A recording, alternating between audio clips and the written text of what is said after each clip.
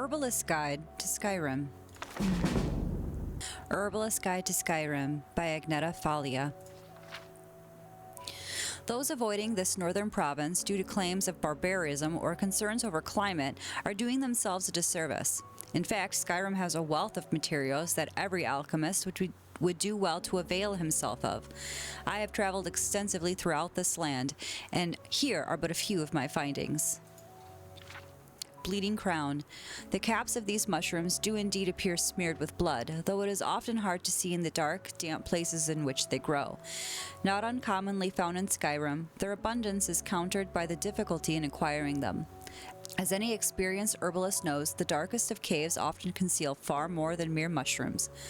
Nonetheless, these potent fungi, when combined with certain powdered antlers, produce a mixture rendering one quite susceptible to poison. Their usefulness is also quite apparent when mixed with boar tusk, creating a substance that enhances blocking ability. Death Bell. Folklore abounds about this flower found in the swamps of Hjelmarch. Some stories claim it grows where unfortunate deaths have taken place. Others insist it grows first and then lures unsuspecting people and animals to their doom. I have found no direct evidence to support these stories. Indeed, I found the flowers difficult to locate at all.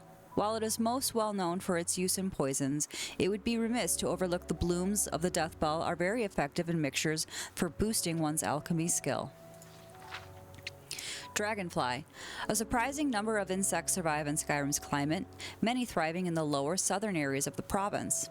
Dragonflies can be found in a great many places, and while catching them can be a daunting prospect, the reward is well worth the effort.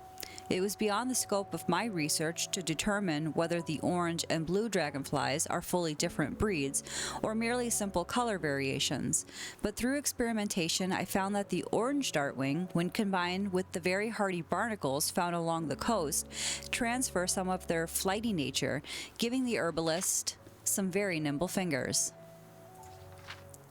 Hagraven Claw. The claws of a hagraven are best obtained in shops. It is inadvisable to suggest one collects them oneself. These creatures have traded in their humanity for access to powerful magics, and the transformations they undergo infuse their entire being with some element of that power.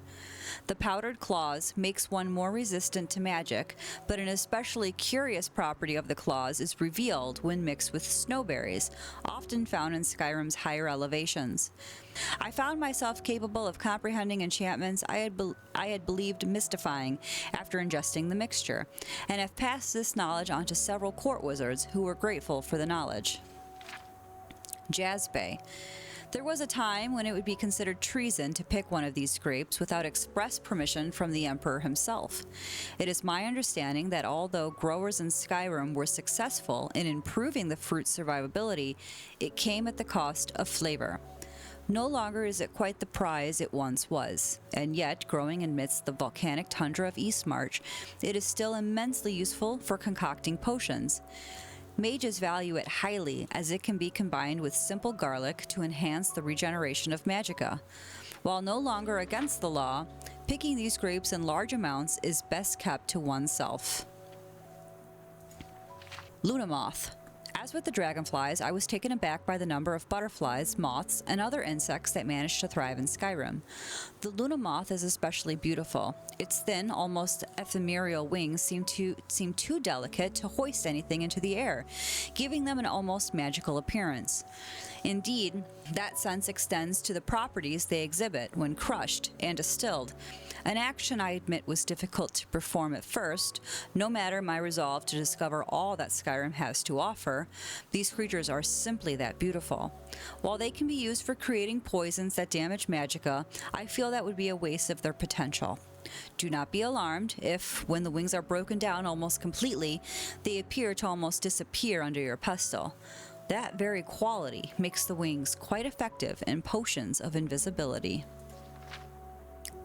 Tundra Cotton.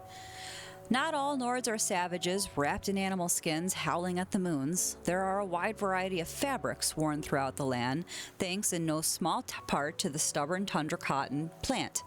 It soaks up what rain it can in the plains west of Whiterun and blooms frequently.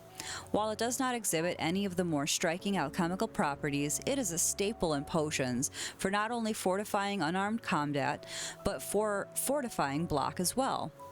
I wonder if that quality is what allows it to have adapted so well to this climate. Nightshade.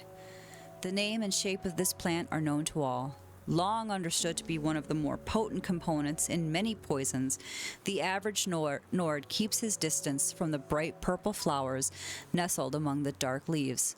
It is exceedingly effective as a pure poison and thus favored amongst those who wish to envenom their opponents in battle, and can be found coating the blades of many of the more unsavory characters in Skyrim.